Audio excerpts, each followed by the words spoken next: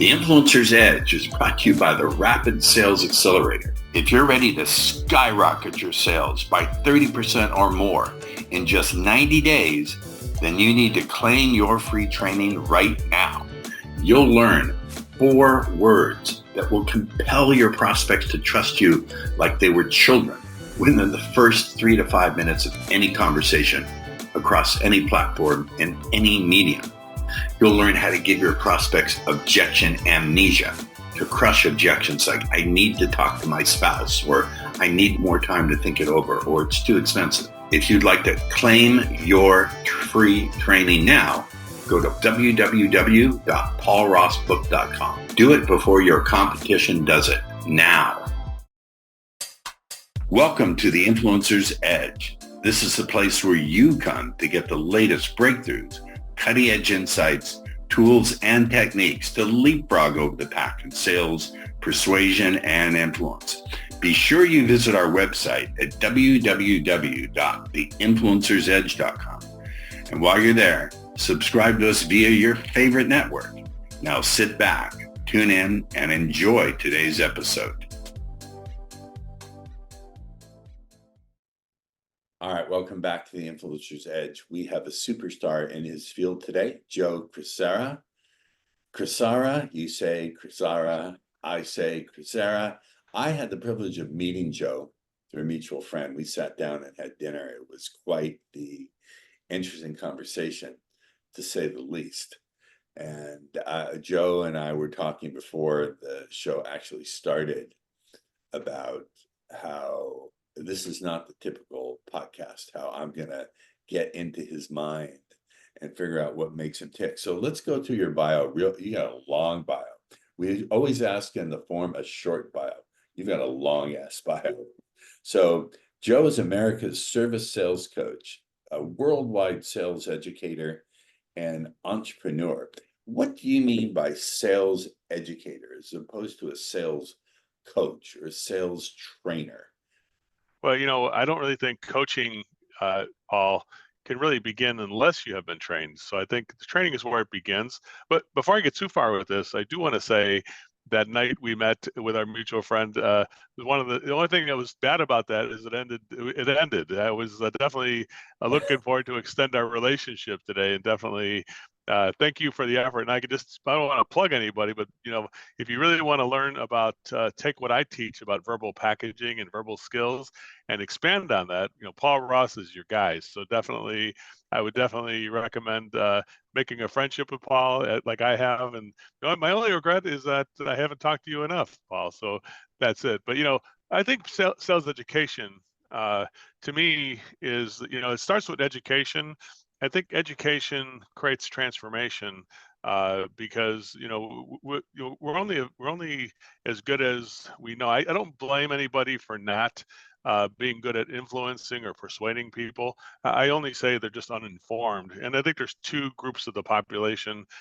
People like your past guests that you've had on your amazing podcast here, who everything from hostage negotiators to CIA, ex-CIA people like that, who are informed about the science of persuasion and getting people to do what they want them to do, but making people think it was their idea. That's the key thing, right? So that's really what it is. But so my goal is to inform the public in a way, people who seek that information, salespeople, managers, even parents. You're always trying to change somebody's mind to make them do things the way you want them to do it, to lead a fruitful, productive life. And I think with the things that you do and things that I do, can be used for good and evil. Obviously, I am a force for good. I want to point that out. And I knew you are too, Paul. That's one of the things the day I met you, it was like the easiest thing I did is fall in love with you the day I met with you. So definitely, I appreciate that. I saw something, I forget what show it was, that said the most effective villains on drama, whatever format that appears, always believe that what they're doing is good and right. So I'm referring to myself, not to you. All right, I get present it. company accepted, right? Yeah, present company accepted. Joe has a style that makes you feel like he's a member of your family, always good. His down to earth, I can attest to that. direct and passionate approach combines 40 years of contracting experience. Let's pause right there. Hmm. So one of the things I always dislike when people interview me, either in my role as the master of subconscious sales, or it's right over there, or as the former world's greatest pickup and seduction guru. I've been doing that for 33, 34 years. People always say, how did you get started? Which is a batshit boring question. I'm more interested in this. Joe, I know you. I know you're super successful. You're tops in your field. You've made your money. Of course, more money is always good. What has kept you passionate 40 years of doing this? You don't have to keep doing it. 40 years is a long time to stay passionate about this. So what has kept you passionate when you could just as easily retire and live in the Riviera or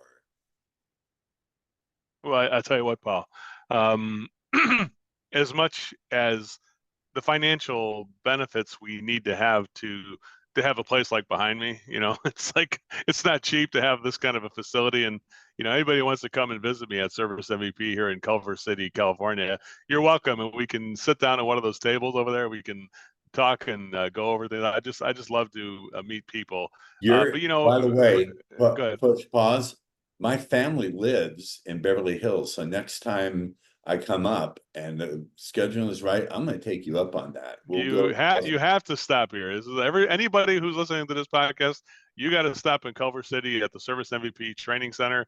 I'll take you for a full tour, and I'll get you lunch and everything. So anybody could get thousands of people could be here tomorrow. I don't know, and you of course are invited as a primary guest when you visit your parents in Beverly Hills for sure. Oh, my But parents are gone, but they're in the well, I'm sorry. cemetery not far from me. Ah, okay, right there. Anyway, so the bottom line is that there's a financial obligation that's needed to be able to spread the word like we do, right? But here's the thing. Um, I I definitely have a prioritization. One thing I did realize in life is that people are more important than things, right?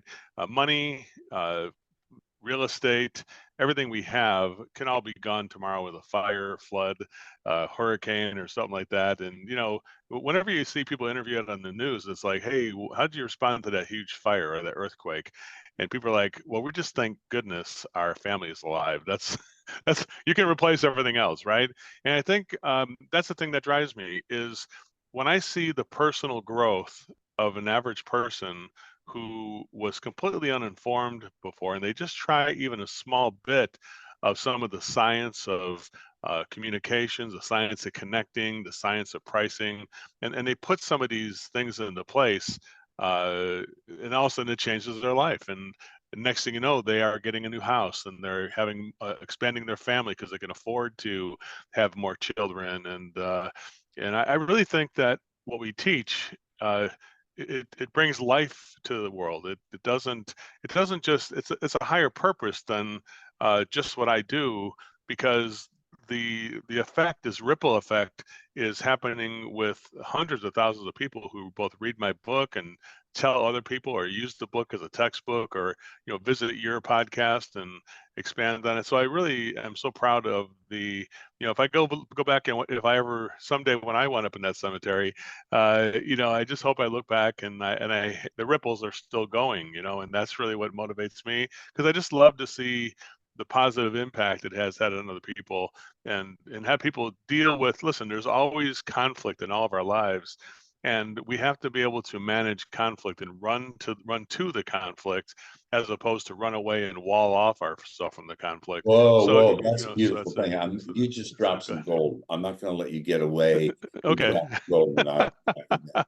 So I've known some people who are submariners. I live in San Diego, not far from Coronado, where they train the Navy SEALs, and they're two active duty aircraft carrier. No, it's public knowledge. Two active duty aircraft carriers out there in the bay at any given time, usually. And one of the things that I've learned is people on a submarine are trained to run towards danger. If there's a fire, they don't run away. They're trained to run towards it. Special Hmm. forces are trained to run towards danger. Getting people to move and confront conflict. That's an interesting psychological orientation to take. And so do you think that's something that's innate, or is it something that can be trained? I think it can be trained, and that's really what I guess is the fundamental. Like if you think about it, if you're a fireman and you have the right tools, the coat, the hat, the hose, it's easy to run toward the conflict of a fire. But when you don't have any tools, if you just have no clothes on, you're not going to run into a fire. So I think it's easier to run to the conflict when you feel equipped to handle the conflict. That's really what I feel. And I think if you look at humans, they're not really trained very well to manage conflict. Either they wall off and they avoid conflict, which I'd say is the majority, or every now and then you get the Karen videos where people they boil over and they don't know how to manage conflict, and they start berating people, and they get awful, right? This is the awful side of human. Like, thank God there's only like 5% of the people, or less than 5% or 2% are Karen type, Kevin or Karens they call them, right? Because the Kevin and Karen videos are the result of not having the right tools to manage conflict, and then you're just going to fight it with raw emotions or whatever. So that's why I think that if you, that's what I think our job is, Paul, is to make sure that people have the tools to be able to manage conflict in their life so they can have a peaceful, stress-free life, you know? Do you find that, let me put it this way, do you find that what you teach in sales are skill sets that can move over into someone's personal life? But what everybody is in sales. If you're a parent of a child, Yeah. you got a marriage. If you're kind of significant other, partner, you have to you have to sell that person that this relationship is worth continuing. Even if your children, just because they're born your children, I mean it's like given that your children are going to listen to you, or that you're going. Matter of fact, I think most families suffer from the fact there's a communication gap between children and adults because they're not on the same page. They're not listening the right way, and they're not communicating right. So I think yes, I think what people say, I'm not in sales, and I disregard that. I think everybody is trying to move people in a way that is feels cared for, respected, and supported. And I think that's sometimes where we fall short. I think that's where we come in to help kind of fill that gap, so we can have people communicate in a way that persuades people to move down a path of enlightenment rather than a dark path, which is unknown or even negative. And so I think we're always persuading people to move down the right path. Whether you're a manager trying to manage your employees, whether you're a salesperson trying to manage your customer, whether you're a parent, or it could be a son or a daughter or son trying to manage their elderly parents on what to do toward the end of their life and things like that. So, this is always coming our way. Like, peace is never guaranteed to anybody, and we have to make sure that we are the ones who are able to have the right tools and we can help manage it. Beautiful answer. Dude, the more I listen to you, the more I like you. All right. Um, Now you have Thank you. 40 years, well, it's true, 40 years of contracting experience with strong expertise in performing what he calls pure motive service. All right, once again, it's the profile that provides the best questions. Pure motive service. What would it be a counterexample? What would be impure motive service? And then we can get to pure motive service. What do you You want to do consider you impure want to do motive? you want to do the inversion of the Yes, pure let's motive do the service. inversion first. Uh, I'd say the inversion of pure motive service would be somebody who is only focused on themselves and what they're going to get from something. Like, if you're a salesperson and you're saying, I wonder how much I can get from these people, or I wonder how much I can take. I wonder how much money they got. I wonder if I can, how much can I get them to spend? I wonder if I can upsell them. I wonder if I can, you start to think that route. I mean, how much money am I going to make? I need to make this month. Shit, this is going to be like a big paycheck if I can sell this one. I think you're worried about you. Make sense? So pure motive service is only worrying about yourself. And if you, I mean, there's a case to be made that if you are successful, you can then help other people. But truthfully, if you're only focused on yourself, then even if you have money and you have success, then what? Money does not bring happiness. It's the people in our lives that create the joy. Like I agree. when I had my son. I had a child 15 years ago, and I thought my life was over. I mean, there goes my Tesla, there goes my golf tee time, and then, and her dad's gonna kill me. But then I realized her dad was dead. No, I'm just teasing. Anyway, I thought like, oh, my life is up. But then you know what? The joy of my life now is my 15-year-old son. He's a great kid, and I just have a great relationship with him, and we laugh and have fun together. And at first, I'm like, oh, I'm 50 years old and I have a child, but now it's like, the center point of my life and something that has her. So it's always been that way, and I think I'm not even sure how I got off track on that one, but No, you're doing nonetheless, that's it. beautifully. No, no, Yeah. no, no. This is what I want. I want someone to reveal their heart. And Yeah, I think it's focusing on not I don't care if the job gets done right. Let's just sell the job, right? I don't care if people get service. It's just get a bigger paycheck, kind of a thing. It's like, what can I get out of this type of thing, and that's it. And even if it means being dishonest, would be I say dishonesty means not just outright telling a lie, but omitting information yes, is a lie too, when yes, the information could actually help people. I mean, yes, when you do sales, the ironic part is people who are the most authentic and who reveal the information, more information than about the problem and and solutions that people weren't expecting. Those are the people who usually sell more. So that's the thing about it. So if you can find I problems, love they'll make that. us fine. Again, what you're dropping is gold. I have to pin that again.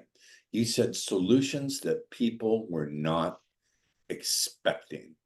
This is really, really interesting to me because one of the things I've learned is when you go outside of people's expectations of what's possible for them, you're actually doing, and I don't want to interject too much because this is the sign of a terrible interviewer, but for me, sales, part of what you're doing is you're expanding what people can see as possibilities for themselves that they never saw before, or they were afraid to take, or they didn't believe they deserved. And in that sense, selling can be actually a healing kind of thing because you're expanding people's belief in what they can have, what's possible for them, and what they deserve. So I love this. We have so much in common here.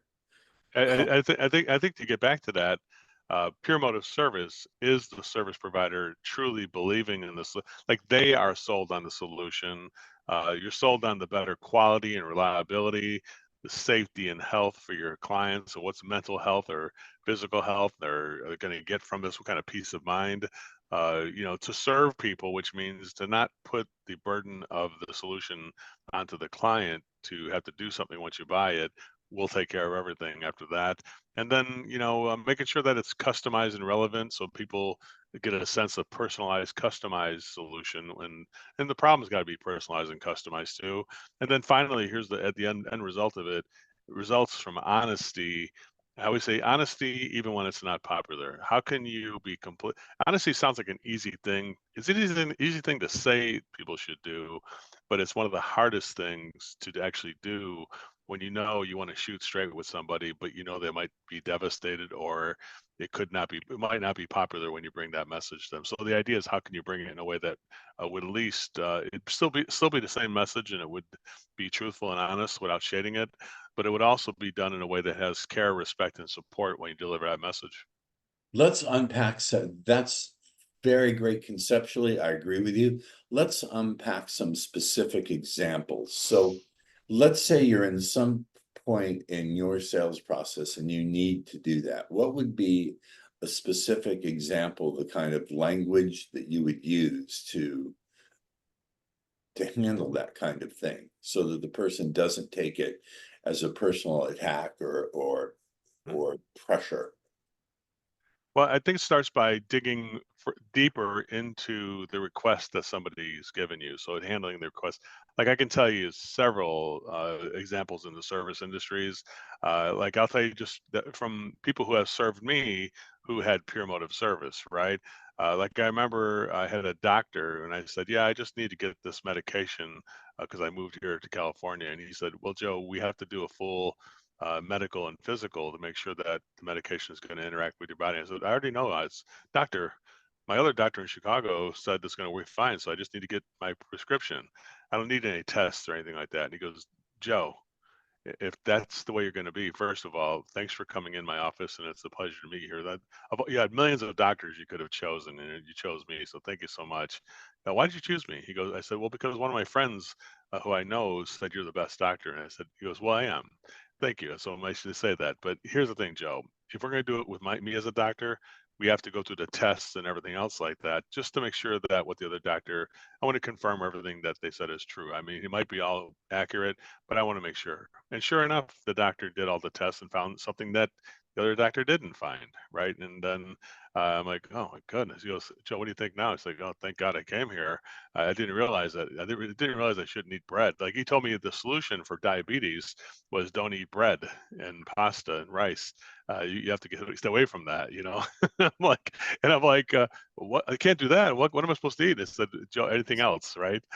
So what do you got there, Paul? I can't see it, but nonetheless, so he shot straight with me, and truthfully, it changed my life. I probably would be dead by now because I probably weighed about 320 pounds when I first moved out here, and now I'm down about 220 or something like that, so about 100 pounds less because I lost weight and managed my diabetes is my A1C is like 5.0 or whatever, so it's going Oh, great right now. I'm So pre. I'm at 6.1, which is why my doctors have ordered more tests. But yeah, mhm. thank goodness I'm getting off the rice and into things like cruciferous vegetables and Yeah, yeah.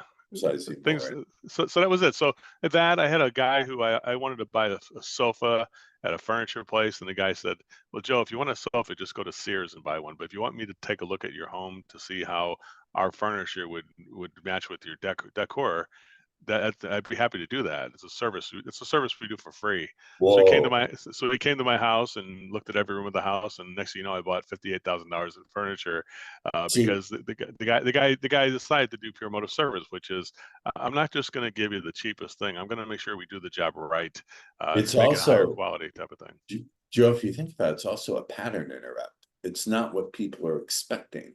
And when you interrupt someone's pattern, they're expecting, yeah, let me show you some of our furniture. Take a seat in that one. How does it feel? I'm sure they're not expecting it. It's such a pattern interrupt that they become very suggestible, not in a bad way, in a good way, because I think people, when they're potential buyers or prospects, they're looking for leadership as much as anything else. And so I think this is my perception of what you're doing. You're really teaching people to show up as leaders, not just salespeople, but you're teaching them to show up as leaders. And I think that's absolutely remarkable. I think that's true. Yeah. All right, let's keep diving in here.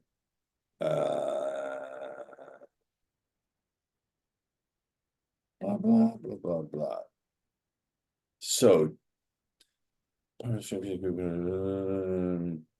we put the training in action, we wrote coaching, we work with live technicians, blah, blah, blah. I know, rather than going through the rest of the biography, here's the thing. Hmm. In Sure. any system that people teach, there's always a part that the recipient of the system finds the most difficult to implement. No system is easy all the way through. So what would you say is the most difficult part of what you teach for your trainees to actually go out and implement? It's interesting because there's two things. One I'd say is we do a thing called to raise because we believe in creating premium, mid-range economy choices. That's a science of tiered pricing. So we have a whole science behind how you arrange the prices so it's more so people will buy more of it if you put the prices in the right order and you put the solutions a certain way. So that's kind of easy because you're just stacking different things that are already kind of solutions you already do. The hardest thing though is the importance of connecting the problem and the solution to the people. And so getting people to actually commit to a relationship with their client in a way, because it's most of the time salespeople or service people think the consumer is unwilling to commit to that relationship. But I found it to be the complete opposite, that the service provider themselves, because they're so busy and they got other calls they got to do, and the process they have to do to get through their schedule is kind of like the master of that service person. So then they put the relationship with the current person that's in front of them kind of second place. So that is one of the hardest things I teach, which is how to do what I call magic moments, which is to let people know that you appreciate the effort that they make to block their time to spend it with you, to let people know how it makes you feel as a person. Like to tell most young men to say, yeah, let the client know how it makes you feel that they took their time off work to be with you today. And most guys are like, I don't have any feelings about that. I'm like, and I'm like, "Yeah, that figures." I said, because men, in particular, especially young men in today's world, have, I mean, I'd say the average 15-year-old has about the like they're kind of like 40-year-olds back in the old day. That they know so much, or so much more information that a 15-year-old would have. And what they've been taught is to disconnect emotionally or cut off their Yes, emotions yes. from people. And so one of the hardest things I have to teach is how to reconnect the neural pathways that people have disconnected and cut off those neural pathways to have for other women or for other guys or for friendships. That's And whoa, it's pause, crazy pause, right there. pause, pause. This is a whole nother episode. This is now we're bringing in neuroscience. I should introduce you to my friend Chase Hughes, who goes into the neuroscience of persuasion. This is absolutely remarkable stuff. Yeah, yeah. So you have to rewire that. It's the most difficult thing because and people and you know what the funny thing is that logically people can see what I'm talking about when I'm trying to teach it to them, but they're like, I just have a hard time reconnecting. I said, that's okay. So that's why we have a thing called total immersion. We have it here at this event, at our space here every month. We do a live seminar called Total Immersion, which is a 5-day event, and it's all day long. You're reconnecting those pathways as we teach the science of connecting and I communication and all the I rest of it there, you know. we need to arrange just a call where we talk about this. Well, our time is up. I want to first of all, I got to come see you in Culver City. I'm up in LA like every 6 weeks or so. I got to get up there to record an in-studio podcast for my other business, the pickup and seduction business. It's an open Nice. that Paul Ross and Ross Jeffries are the same. Plus, my cleaning lady is messaging me, and I can't take that at the Right. moment. Would Time to you get do that me a place clean. favor? Would you Yeah. stay on with me for like 5 minutes after we've ended the podcast? Joe, everyone's going to want to stay in the conversation with you. How do they do that? Well, you can go to Service MVP and do that, or we actually have a new book. It just came out called "What Should We Do," and you can see that on Amazon. It's an Amazon bestseller. We have over 6,000 copies on Audible, Kindle, hard Oh, copy, wow. and soft cover. And so it just got released in March, and we already got over 6,000 copies sold. And I would definitely recommend everything we're talking about here. You know, there's a system to everything we do, and I definitely would recommend. And tell you what, if anybody would like that book and also like a tour of Service MVP, I can definitely arrange that for you together. So if you want to, you can email me at joe@servicemvp.com, or if you want to just go to Service MVP and hit the contact page, you'll see you can contact us there. And I appreciate that. Thanks a lot, Paul. Joe, you've been a fantastic guest. I'm so glad our mutual friend introduced us. And I want to have a whole 90 minutes to our discussion about how you do something similar to what I do, which is rewiring neurology and all sorts of stuff. Stay on with me, ladies and gentlemen. Our guest has been Joe Crisara, you pronounce it any way you want. And we'll see you next time on The Influencer's Edge. Thank you all. The Influencer's Edge is brought to you by the Rapid Sales Accelerator. If you're ready to skyrocket your sales by 30% or more in just 90 days, then you need to claim your free training right now. You'll learn 4 words that will compel your prospects to trust you like they were children within the first 3 to 5 minutes of any conversation across any platform and any medium. You'll learn how to give your prospects objection amnesia, to crush objections like, I need to talk to my spouse, or I need more time to think it over, or it's too expensive. If you'd like to claim your free training now, go to www.paulrossbook.com. Do it before your competition does it now. Thank you for tuning in to the Influencer's Edge, where you get the latest breakthroughs, cutting-edge insights, tools, and techniques so you can leapfrog over the pack in sales, influence, and persuasion. Remember to visit our website at www.theinfluencersedge.com to enjoy even more great episodes like this one. We look forward to seeing you again on the Influencer's Edge Show.